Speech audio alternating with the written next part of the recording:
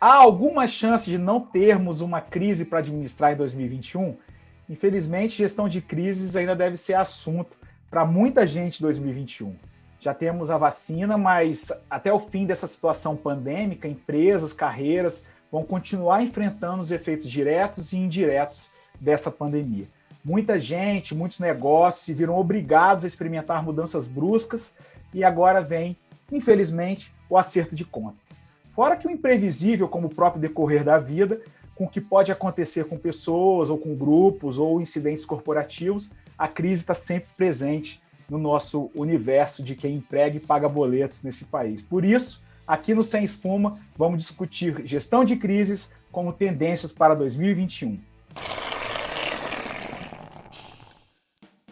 Pois é, pessoal, 2021 deu uma aula global de enfrentamento de crises. Não tem um ser humano na Terra que não teve que lidar com essa adversidade da pandemia do novo coronavírus. Mas apesar dessa drástica experiência, você tem certeza que você sabe administrar uma crise?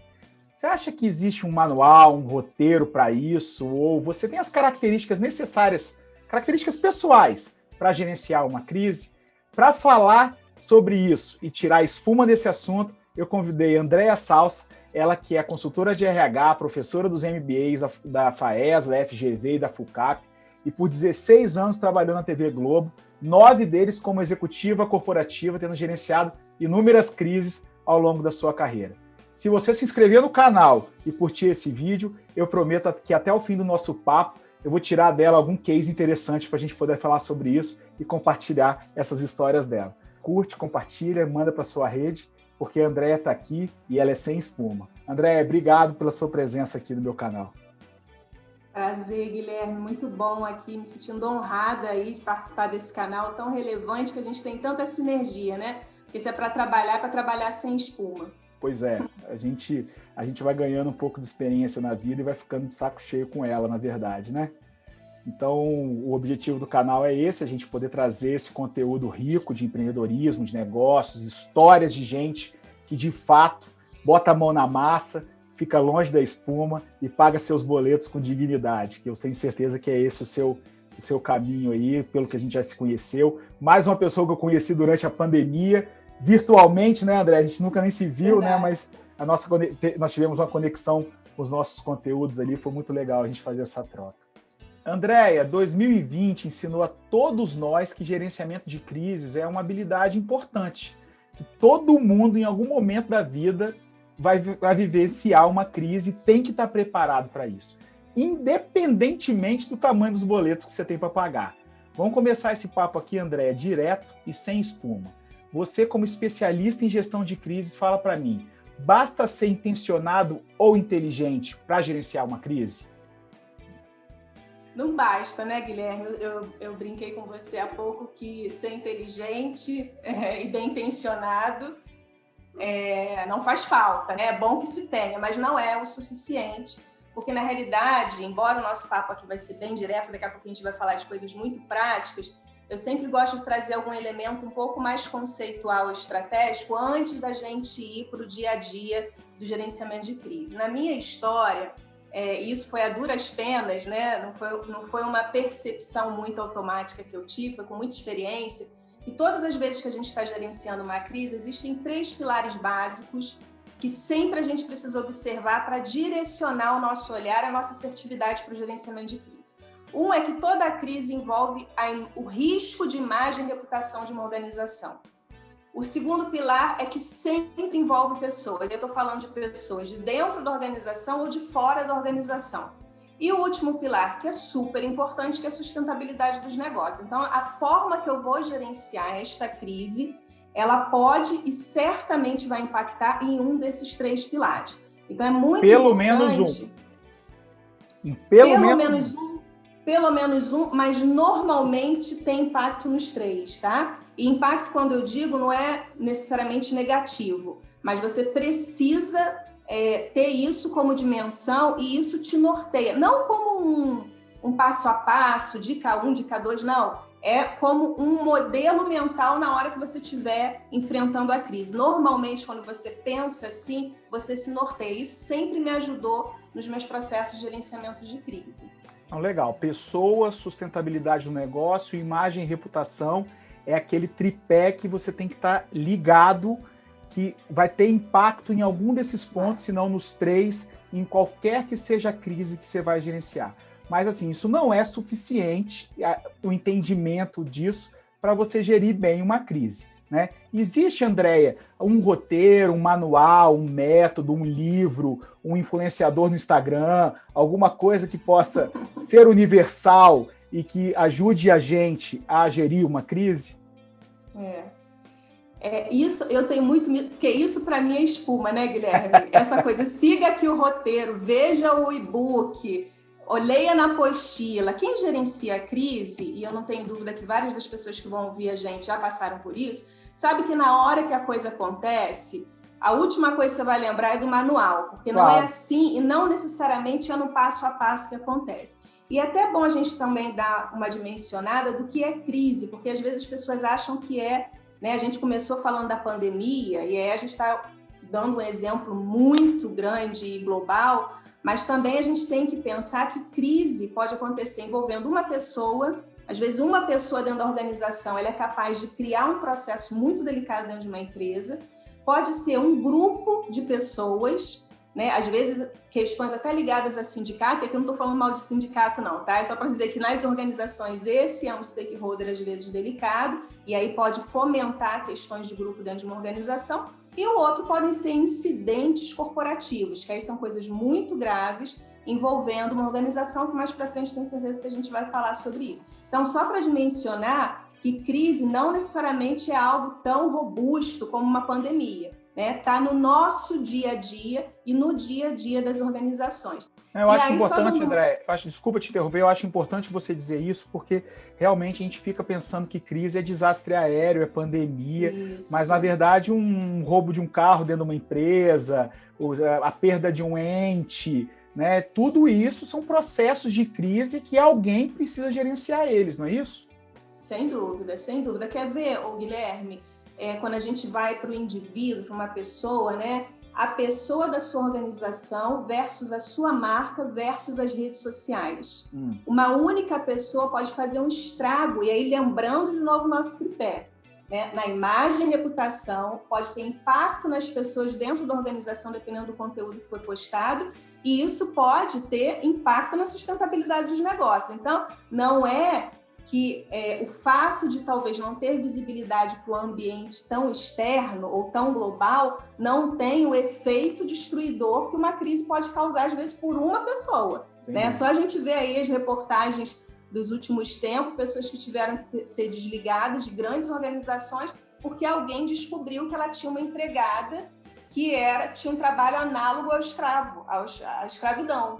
Então, a empresa, olha que coisa, que é uma pessoa jurídica, se sente na obrigação, certamente, pensando nesses três tripés, pode até não estar pensando conscientemente, espero que sim, mas pensa de alguma maneira, ela tem que tomar uma decisão lá na pessoa física, que é demitir essa pessoa, que não tem nada a ver com a empregada, enfim, por conta de um impacto. Então, isso acho que é um bom exemplo do pessoa física, né? Da crise quando envolve uma pessoa. Mas eu queria trazer aqui uma recomendação, quando você falou, até alguma pessoa falei, eu tenho um livro que eu gosto muito, que é do Richard Luke, que é Gerenciando a Crise, ele é da editora de Harvard, que ele traz de forma muito didática que crise é quando alguma coisa sai repentinamente, né, ou gradualmente do controle e que tem impacto nos negócios. Então, acho que é um pouco disso que a gente vai falar aqui, né, só para conceituar um pouco do que a gente vai falar.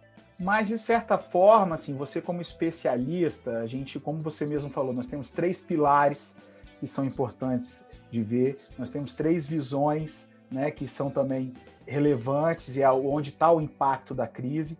Mas, assim, eu vou voltar a perturbar você porque para a gente tirar a espuma disso. Não é que eu queira de você o manual ou, assim, a gestão de crises definitiva, né, como se vende nas redes sociais. Mas o que é o básico do básico? O que a gente precisa alinhar a organização da gestão de uma crise, Andréia? Legal, Guilherme. Eu sempre falo de 5 recomendações que, embora seja o básico do básico, se a pessoa colocar isso como uma diretriz, a chance de se perder é baixa, tá? Então, a primeira recomendação é: toda gestão de crise tem que ter um líder. Quem está no comando dentro de uma organização, aconteceu qualquer crise, ou envolvendo pessoa, grupo, ou incidente corporativo, ou uma pandemia, quem é que está no comando? Quem é que está dando a diretriz? E aí, aqui, sem entrar em aspectos políticos, mas só para quem está ouvindo a gente entender do que eu estou falando, hoje a pandemia no Brasil, do ponto de vista governamental, a gente não sabe quem está no comando. Tá claro isso. Tá claro. E qual a consequência disso? Mini crises dentro do país. Porque, na realidade, como não tem uma voz de comando, eu não sei se eu vou para a direita ou para a esquerda, e muito pelo contrário, tem grupos indo para a direita e grupos indo para a esquerda. Isso acontece igual numa empresa.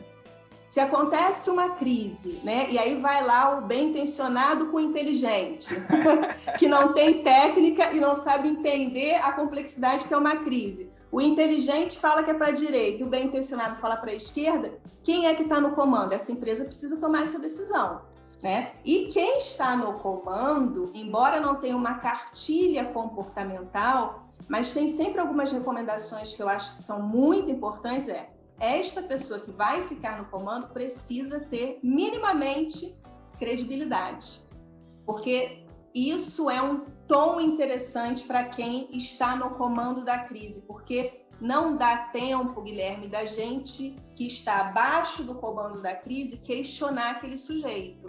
E, às vezes, as organizações colocam em comando de crise ou várias pessoas, e isso, na minha experiência, não dá certo, ou pessoas que não têm uma boa credibilidade no ambiente corporativo. Então, a chance de dar certo é baixíssima, né? Porque tem algumas características que são importantes que esse líder de crise possa ter. Líder de crise é importante a gente frisar também. Assim, André, eu também já gerenciei algumas crises. Então, assim, eu acho que é importante, dependendo do tamanho da crise ou do tamanho do negócio, geralmente uma crise pequena vai estar centralizada ou no dono ou em alguém que ele tenha um gestor, que ele tenha profunda credibilidade, como você disse, que pode tomar as decisões por ele sem consultá-lo, né? Mas, assim, é importante, independente do tamanho, você gerir e construir um comitê de crise de uma forma geral, né?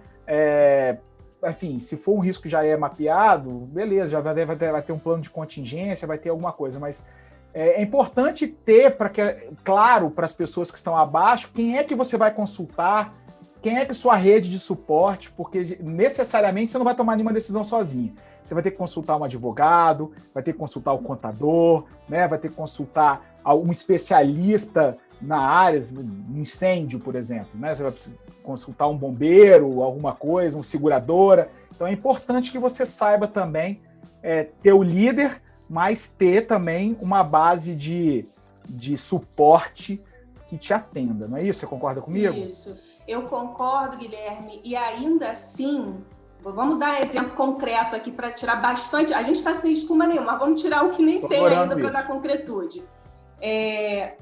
A gente está falando de um grande líder da crise, que é o cabeça do comitê de crise, e abaixo dele, e a composição desse comitê, normalmente são essas áreas centrais, como você muito bem falou, normalmente jurídico, assessoria de imprensa, área de comunicação, enfim, a contabilidade, enfim, esses atores que são fundamentais. Mas ainda nesses subtemas, Guilherme, é preciso que tenha só um líder.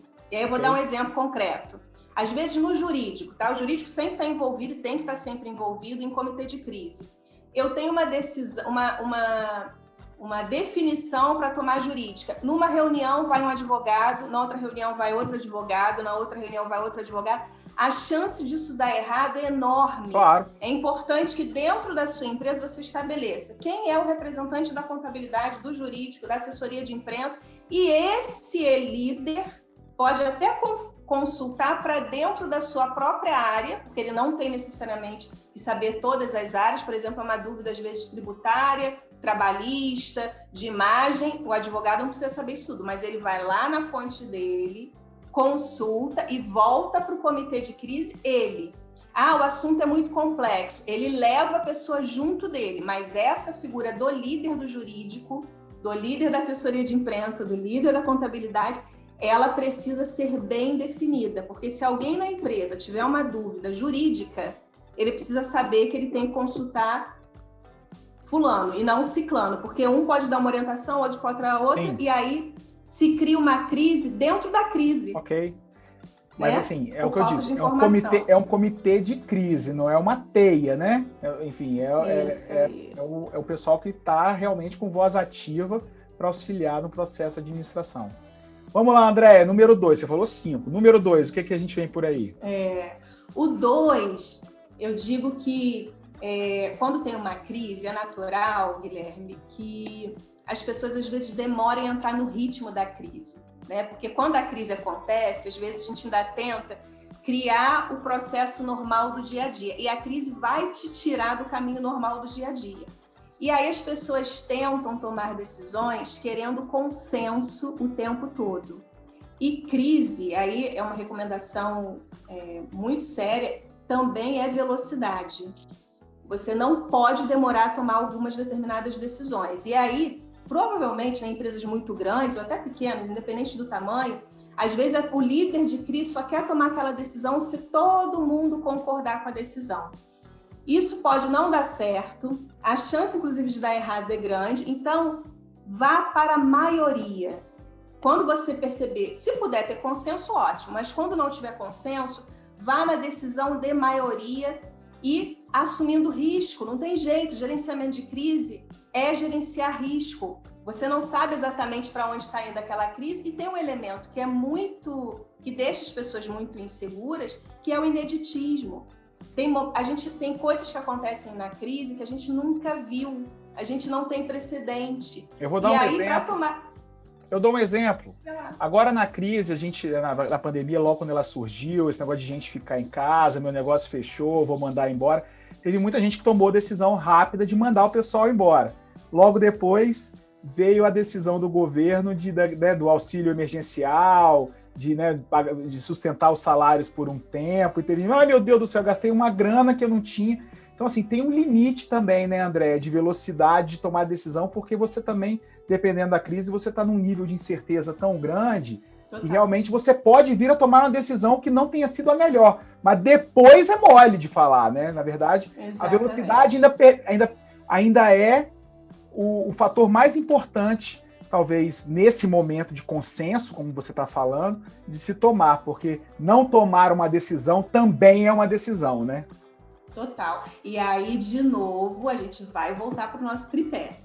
Porque se essa decisão de sair demitindo todo mundo foi refletida no tripé, imagem, pessoas e sustentabilidade dos negócios, a chance de você frear um pouquinho, peraí, se eu for demitir todo mundo aqui, eu não tenho nem grana e eu não sei para onde está indo porque eu não consigo nem ver daqui a uma semana, será que o governo talvez não vá por uma lógica? E aí, claro, Guilherme, que é risco, né? Gerenciamento de crise é risco. Mas, de novo, esse refletir sobre esse tripé ajuda, às vezes, você sair da impulsividade, porque você começa a gerar racionalidade em relação à gestão de crise. O exemplo e a sua colocação são perfeitas para isso. Então, talvez é melhor o cara pensar numa linha de crédito, de financiamento, de empréstimo, para dar uma segurada, tentar ganhar um tempo com relação a isso, porque justamente esse jogo do tempo é muito importante na gestão de uma crise, né? Você saber a hora de acelerar, a hora de segurar, pode determinar o sucesso ou insucesso desse gerenciamento. E aí, só para a gente trazer outro exemplo do contraponto, né? E qual é o lugar que você não pode pensar em agir com velocidade, Guilherme? É quando tem impacto na imagem do seu negócio. Esse eu acho que dos três, tá? Pessoas, sustentabilidade, imagem e reputação, esse é o que você tem que dar algum sinal externo. E aí eu vou dar um exemplo aqui concreto de mídia, né? E a gente não está falando nada de mais especial na mídia. Por exemplo, o que aconteceu no Carrefour, aquele homem, e eu não estou julgando se é certo, se é errado, não sou advogado, estou dando um dado de realidade. Uma pessoa negra foi espancada no estacionamento e morreu. Uhum. A demora do Carrefour em dar resposta àquilo, e mesmo que não seja uma resposta definitiva, né, aquilo gerou um impacto de não consumo no Carrefour de parte da sociedade, porque hoje a sociedade, eu não estou falando se é certo ou errado, mas tem um movimento de que as organizações têm uma responsabilidade social para além do que a própria atividade financeira. Então, essa é uma outra recomendação. Se estiver envolvendo a tua imagem, a velocidade dessa resposta tende a ter que ser mais rápida, porque Perfeito. Você precisa dar uma resposta à sociedade. E como é que deve ser essa resposta, Andréia? Eu acho que é algum desses 5 pilares? Não, eu acho que a resposta pode ser, inclusive, assim, não temos resposta. Acredite, o silêncio... Porque o silêncio, ele dá margem, Guilherme, a deixar as pessoas que estão envolvidas, e daqui a pouco a gente vai falar de uma de recomendação que tem a ver com comunicação, pode deixar as pessoas imaginando possíveis cenários que nem existem. Então, na hora que a organização, né, se expõe e fala, olha, aconteceu isso e essa vai ser a nossa atitude. Isso a gente fazia muito bem na organização que historicamente aí eu trabalhei, que é a Globo. A gente dava essa resposta, até porque a gente era uma empresa a Globo ainda é uma empresa de imagem, isso era um passo a passo muito importante para a gente. Então, dê uma resposta, mesmo que seja, estamos aprofundando, não concordamos com esse posicionamento, isso a gente repudia 100%, estamos aprofundando. Agora, eu lembro, nesse caso do Carrefour, que abria o site, estava Black Friday. Meu Deus do céu. Né? Então, isso é o que não pode acontecer. Nem que tivesse uma tarjeta preta, nem que esteja, olha, repudiamos, estamos aprofundando. Isso acalma não só a sociedade, mas quando a gente vai para a organização, isso acalma também as pessoas. E essa é a terceira recomendação, que eu já vou enfiar aí no meio essa recomendação, que é a comunicação. A comunicação, Guilherme, ela precisa ser fluida, rápida, objetiva e atualizada. Recomendação em cima da recomendação de comunicação. Nunca minta no processo de crise. Eu sempre digo, inclusive essa é uma frase que eu uso nos meus trabalhos, que é: eu omito, mas eu não minto. Numa crise, às vezes é necessário você omitir, porque você não vai ajudar o processo. Vou dar um exemplo aqui concreto do que é omissão, e eu não estou falando de aspectos não éticos. Mas você está vivendo uma crise da pandemia, você percebeu, né, que a sustentabilidade de negócio está ficando delicada e você tem que tomar uma decisão de demitir 1/3 da tua mão de obra. Se alguém te pergunta, né, você vai fazer uma comunicação, você não precisa chegar para o corpo dos colaboradores e falar, gente, então, preciso aqui falar para vocês que nós, infelizmente, estamos passando por isso, vamos ter que demitir. É o tipo da coisa que não fala, porque você vai gerar uma crise dentro da crise. Por isso que eu falo que é omita, mas não minta. Agora, alguém te fez, você reuniu o corpo de funcionários e alguém te fez a pergunta objetiva. Guilherme, é possível que tenha demissão? E aí o gestor de crise fala, de jeito nenhum. Aqui ninguém vai ser demitido. Não façam isso. Porque aí vai ter gente que vai ser demitido e quem vai ficar ainda vai achar o cara que é um cretino. E acabou. E aí você gerou uma crise dentro da crise. E aí, falei, mas peraí, você perde credibilidade, você perde... Qual a resposta ideal para uma situação dessa? Olha, o cenário é muito difícil, de novo, vamos omitir e não mentir. É muito delicado, estamos avaliando essa possibilidade, mas a gente não queria que a energia de vocês ficasse nisso agora. A gente chamou aqui para dizer, olha, estamos passando por isso, a empresa vai fechar, vai ter home office, e aí sai dessa história. Mas esse eu acho que é um bom exemplo de informação direta, precisa, atualizada e não minta. Você pode omitir numa crise, mas nunca mentir. E tem pessoas, Guilherme, que gastam muito tempo nessa comunicação, achando que a empresa está no mesmo ritmo. No momento de crise, as pessoas pouco importam se a informação veio no PowerPoint, se é colorido, se está no Word. As pessoas querem informação. E às vezes informação é assim, ó, vamos reunir aqui todo mundo, agora não, porque na pandemia, né? Vamos reunir todo mundo aqui do pátio às 2 horas e eu vou falar para vocês. Isso já acalma os ânimos. Quer ver uma outra recomendação que eu dou, gestor de crise? Não deixe a sua comunicação em aberto.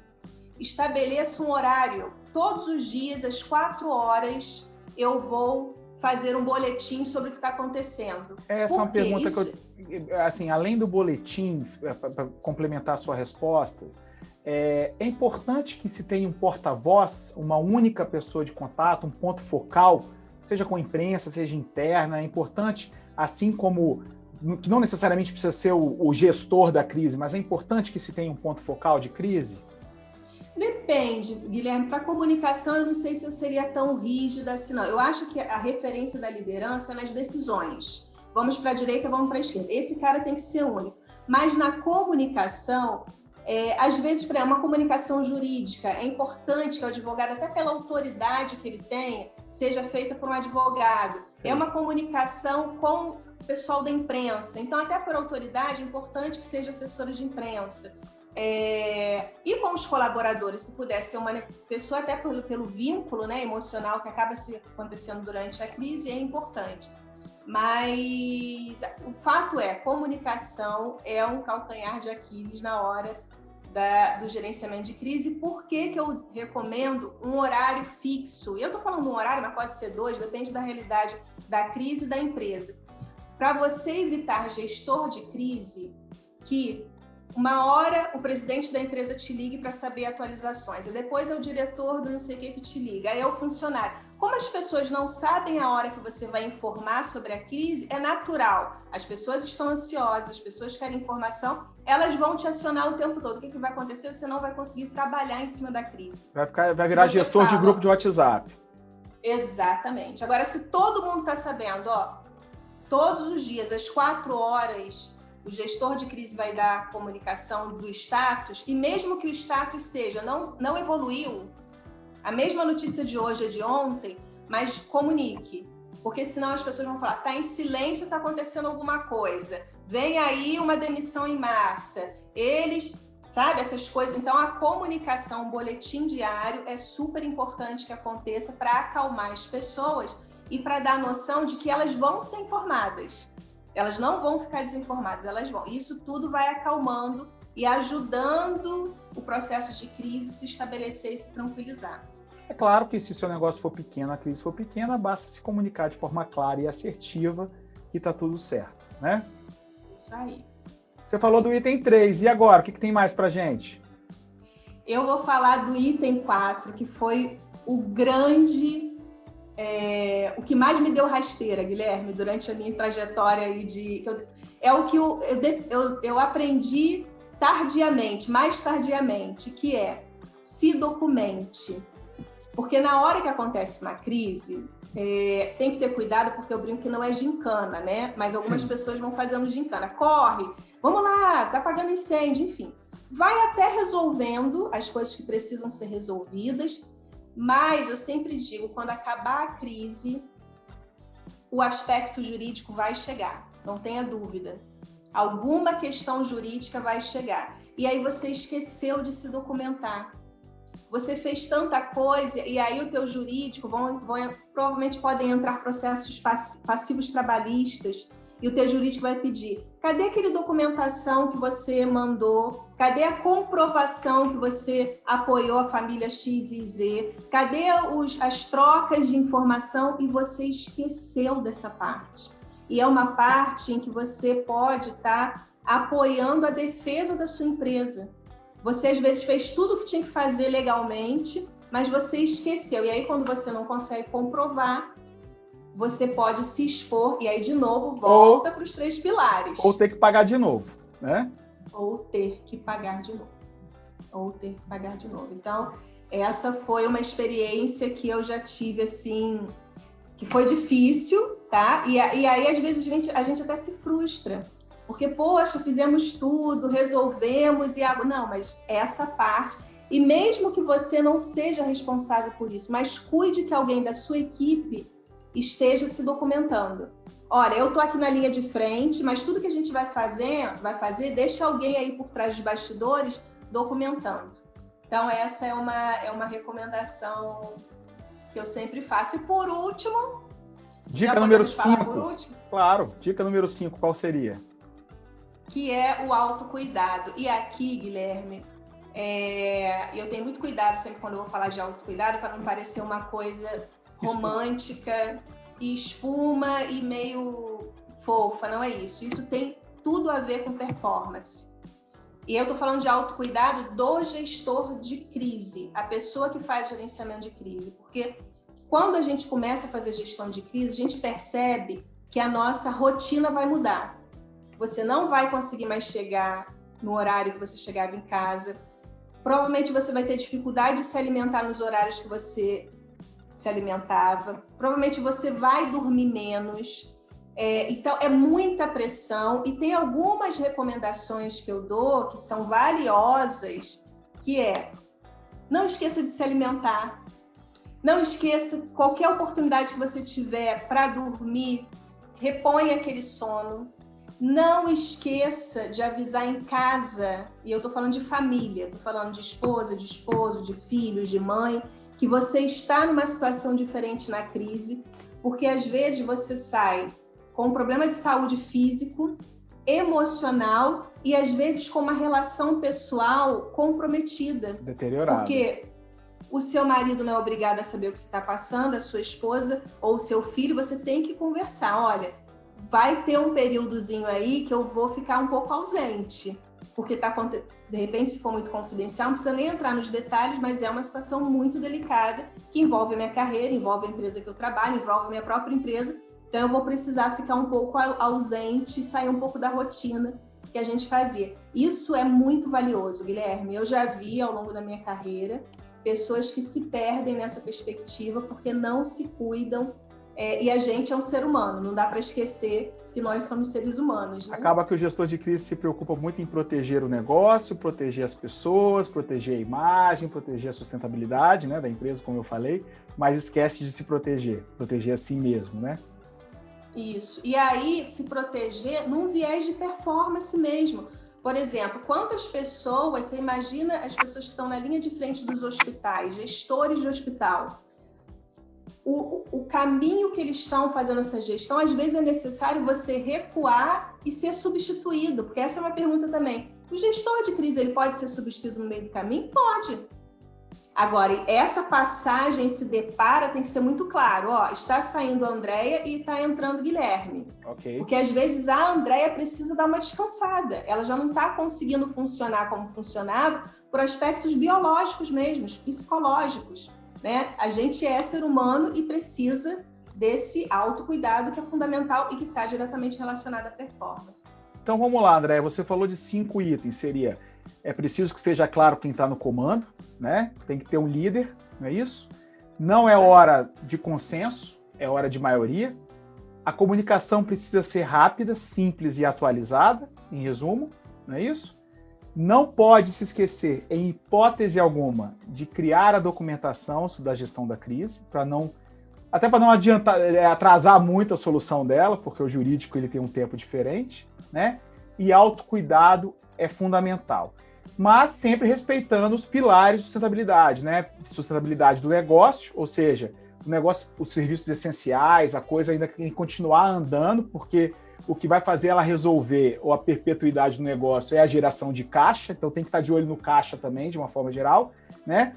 E eu também gosto de dizer de ter disciplina financeira, né? Porque às vezes a gente também, isso na vida pessoal da gente, também nos negócios, às vezes você acabar com uma crise, você sai e fala assim, cara, não, paga o cara ali, não resolve isso aqui, não, calma, é dinheiro o problema? Não tem problema, eu quebro, mas eu não quero ficar com esse problema administrando, às vezes não é por aí, né? Então, esse autocuidado, eu levo ele para o lado mais amplo da coisa, assim, de você como responsável de uma organização, é importante que você também tenha essa gestão de tempo e financeira muito afiada. Você concorda comigo? Totalmente, totalmente. E aí, de novo, né? Não se perder nisso é segurar a impulsividade, porque isso tudo é fruto da impulsividade. E você falou uma coisa que é muito interessante, Guilherme, ninguém quer ficar na crise, a gente quer se livrar dela logo. E é natural, porque isso pode ser até um movimento que nos impulsiona para esse enfrentamento. Sim. Mas se a gente tem essa racionalidade, e aí é uma outra recomendação, né? Gestor de crise que não tem o mínima estrutura emocional para segurar essa pressão, é melhor que tenha até a autoavaliação de falar assim, esse momento não é para mim, vai você ter um pouco mais de condição de segurar o tranco, porque não é fácil fazer gestão de crise, não. André, existem crises que são previsíveis, né, como a de um incêndio numa indústria, onde às vezes já se tem até um plano de contingência, alguma coisa planejada, as ações já são planejadas, e um modo de operar assim já definido. Mas também, André, existem as crises que são imprevisíveis, né? Um desastre ambiental, uma chuva torrencial, um incidente não planejado qualquer, a perda de uma vida, a própria pandemia mostrou isso pra gente. A pergunta que eu te faço é o seguinte: até onde é que e quando a gente deve começar a atuar, a gerir uma crise? É preciso ou possível atuar em uma crise antes que ela aconteça ou somente ao curso do acontecimento? Ou seja, é melhor deixar ela acontecer para que a gente faça a gestão dela. Sem espuma, Andréia, até onde vai a gestão de crises e o que é que vira gestão de paranoia? Muito bom, muito bom. Guilherme, eu acho que organizações até mais maduras, elas têm bons planos contingenciais, como você já bem disse, né? Quando eu vou para um negócio, eu preciso mapear minimamente, e são poucas empresas que fazem isso, tá? E isso não tem relação com empresa grande, não. Você, empresário pequeno, você numa média empresa, você pode fazer esse mapeamento. Mas eu sempre fico muito preocupada dessa gestão de paranoia de crise. Então, eu vou mapear tudo que é possível e, às vezes, nesse mapear tudo que é possível, você pode perder uma percepção de que o simples não está sendo visto. E o que é o simples não está sendo visto, Guilherme? Às vezes, o clima organizacional da sua empresa não é bom e você está colocando lá gestores de planejamento e gestão fazendo mapeamento do céu e da terra e não está atentando para esse pavio dessa pólvora e dessa bomba que pode estourar.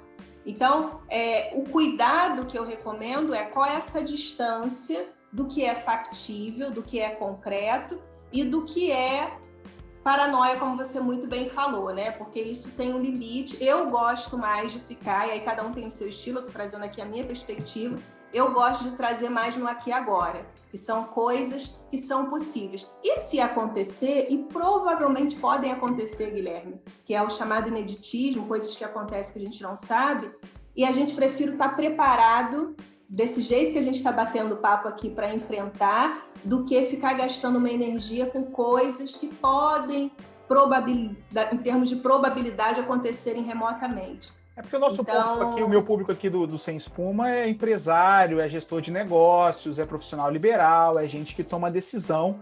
E todo mundo sabe que gerenciamento de crise, o que é factível, o que tem tendências maiores de acontecer, às vezes a gente é até obrigado a fazer. Eu passei hoje por um posto de gasolina que eu vi lá a placa ponto de encontro, que você vê que tem um mapeamento de risco ali, que se tiver um incidente num posto de gasolina, que incêndio é possível acontecer, para onde é que devem correr todos os funcionários? O básico.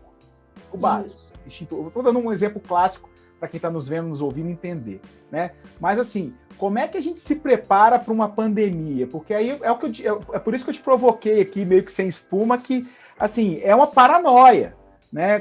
E isso custa dinheiro, sobretudo. É isso que eu quero dizer. Você se preparar para todos os eventos de risco que podem acontecer, custa dinheiro, custa tempo, você tem que ter uma equipe para você se preparar para um alinhamento estrelar que você nem sabe se vai acontecer.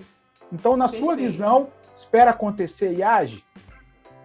Olha, eu prefiro, Guilherme, fazer essas previsões mínimas, igual você muito bem falou do posto de gasolina. E quer ver um exemplo que eu vou te dar? Não dá mais para a gente usar a pandemia como algo que vai nos pegar de surpresa. Já tem estudos dizendo que nós já teremos intervalos menores de pandemia e é importante a gente ter lições aprendidas. O que a gente aprendeu com a pandemia que pode ser que aconteça algo parecido e similar, não precisa ser necessariamente pandemia, mas como que a gente reagiu, Guilherme? O que a gente fez? O que a gente fez de certo? O que a gente fez de errado? E que numa eventual imprevisibilidade pode acontecer parecido. Eu gosto deste movimento, sabe? De lições aprendidas para cenários não necessariamente previsíveis. Eu acho que isso ajuda e é o que vai gerando maturidade, que eu gosto de brincar que é roda na baiana, né? O profissional tem muita ou pouca roda na baiana. Vai gerando um pouquinho mais de roda na baiana e vai dando mais robustez, mais musculatura profissional para as respostas profissionais, né? Que a gente precisa ter quando está gerenciando uma crise. Sensacional. André, você falou de exemplos aí e eu queria te fazer uma provocação, não posso deixar de fazer. Para quem ouviu até agora, quem escutou, quem viu a gente aqui no YouTube, já curtiu, já se inscreveu aqui no canal, ou lá no canal, youtube.com/semespuma, para quem está ouvindo no podcast. Você trabalhou muito tempo numa grande organização, gerenciou crises muito grandes e assim imagino, né? Deve ter passado por poucas e boas por essa carreira sua. Você tem alguma experiência que você possa compartilhar com a gente aqui no Sem Espuma? Algum case nacional, internacional, alguma coisa que vale a pena, respeitando, claro, os limites da crise e a sua história que você teve também, construiu a sua credibilidade, o que você pode dizer para a gente ter uma dimensão de crise, com C maiúsculo, que você já tem administrado? Sim, naturalmente, são temas, são histórias públicas, né, que já saíram na mídia, enfim, mas ainda assim eu vou preservar nomes, porque acho que não é isso que nos interessa aqui, mas eu já gerenciei crises desde acidentes aéreos, né, e que dentro do avião tinham 8 funcionários da TV Globo, fora do país, então isso foi muito delicado, e tinha uma questão, inclusive, diplomática, porque a gente não estava no nosso país e tinham outras pessoas que faleceram juntos das nossas pessoas, então esse foi um cenário muito delicado, a gente teve que segurar no Brasil 8 famílias. Você imagina, é só a gente se colocar no lugar. Aconteceu um acidente com um familiar nosso fora do país, qual é o instinto natural? Eu vou para lá. Sim. E a gente teve que segurar, porque senão seria mais uma crise para administrar dentro da crise, que era poder apoiar essas famílias, então a gente teve isso. Perfeita visão. Tivemos também situações de aviões que caíram, jatinhos que caíram com pessoas dentro, felizmente foram pessoas que sobreviveram, mas é tudo muito delicado porque envolve o próprio negócio, né? Porque a Globo é feita de pessoas. E aí, quando pessoas estão envolvidas na crise, eu preciso dar velocidade à resolução daquilo, porque aquilo é a velocidade da resolução do próprio negócio, né? Não, me permita te corrigir, a Globo não é só pessoas, a Globo é um ecossistema. Vai ter mercado publicitário no seu pescoço de um lado de cá, vai ter coordenação de conteúdo por um lado, jornalismo do outro, jurídico... Opinião pública, as outras emissoras bagunçando esse cenário, as redes sociais. Isso é crise. É crise. O que mais? Conta mais uma. E outra que dá para falar é de quando atores, né, que são a base ali do entretenimento, tem algum tipo de problema, desde falecimento até questões envolvendo doença, e que a gente precisa dar uma solução, porque a pessoa física pode morrer ou ficar doente, mas o personagem não, né? Eu preciso, dentro da narrativa, dar continuidade ao personagem. E o mercado publicitário, quando se conecta ao produto, ele está conectado à história e, naturalmente, ao personagem. Então, fazer essa amarração, né, não é como, por exemplo, quem está nos bastidores e que pode... Aconteceu com um operador de câmera, por mais que ele seja brilhante, eu vou lá e substituo ele. E o ator, que é a imagem, que é o personagem. Uma protagonista, como é que funciona isso? Exatamente. E é uma crise que deve se estender por muito tempo, né, Andréia? Porque você imagina que, tudo bem, você perdeu um ator no meio de uma gravação ou no meio de um enredo, e depois você tem que arrumar uma forma desse cara desaparecer do contexto, mas você está ali com a carga emocional dos atores, da equipe toda envolvida ainda com aquele luto, tendo que conviver com aquela história em cima de uma ficção. Isso parece uma loucura. Como é que administra isso, Andréia? Parece uma loucura, e como você bem falou, de um lado é o dinheiro, porque tem uma racionalidade, porque não dá para parar uma novela, e do outro tem pessoas, são seres humanos que perderam um colega, estão sensivelmente impactados por aquela perda. Então, esse equilíbrio, aí, Guilherme, é a comunicação. Qual o segredo? É a comunicação, é transparência, é sensibilidade, é respeito e o entendimento que as pessoas possam compreender a visão do todo, né? E liderança. Eu acho que aí a gente pega as 5 recomendações e se documentar, né? E o autocuidado. Então, você pega tudo isso e orquestra para que tenha ali menos efeitos colaterais, porque isso é uma coisa importante, tá? Efeito colateral sempre existe. Sim. Sempre existirá. Então, esse também é o impacto que você precisa estar preparado, porque em alguma medida algo vai sair do controle. O ideal é que saia menos, mas em alguma situação a coisa não fecha 100% como deveria. Em algum lugar você vai ter que tomar uma decisão ruim em prol de uma pior, né? Então, às vezes é esse o nome do jogo, é você minimizar o tamanho da crise, né? Perfeito. Andréa Salsa, eu quero fazer um merchan agora. Aqui no Sem Espuma eu falo que o objetivo de vida é, por que não, pagar boletos, né? De uma forma muito resumida. Então eu queria falar com você que está escutando aqui o conteúdo agora até o final. A Andréa Salsa está lançando aí um curso sobre gestão de crises, Andréa. Eu queria que você falasse um pouquinho sobre isso, por que não? Isso. Olha, vai acontecer no dia 1, 3 e 5 de março agora. E aí, mais informações está lá no meu Instagram, que é Andréa Z Salsa. Está lá na bio, tem todos os detalhes. Vai acontecer de 7 às 22 horas, porque, naturalmente para pessoas que trabalham, né? Para facilitar a vida de todo mundo. E vão ser aí 3 dias muito intensos de exercícios práticos, sem espuma, pegando aí o jargão aqui do nosso canal, e vai ser muito bacana, vai ser um prazer quem puder se reunir com a gente. Bom, eu vou botar os seus contatos, as suas redes sociais, tudo, nos comentários, na minha divulgação desse material. Então eu queria te agradecer por esse papo sem espuma aqui sobre gestão de crises. Infelizmente ou felizmente, isso é uma habilidade que nós temos que adquirir, nós gestores, empresários, profissionais liberais, pessoas de uma forma geral. Isso é uma habilidade importante para viver esse mundo complexo que a gente está vivendo e ainda vai viver muito, porque você tem uma certeza que novas crises virão, né, Andréa? Obrigado pela sua presença aqui no Sem Espuma. Eu que agradeço. Adorei participar, foi muito leve, foi muito gostoso. Eu acho que a gente trouxe aí contribuições efetivas aí para quem for assistir a gente. Obrigada. Pessoal, obrigado. Um abraço. Tchau.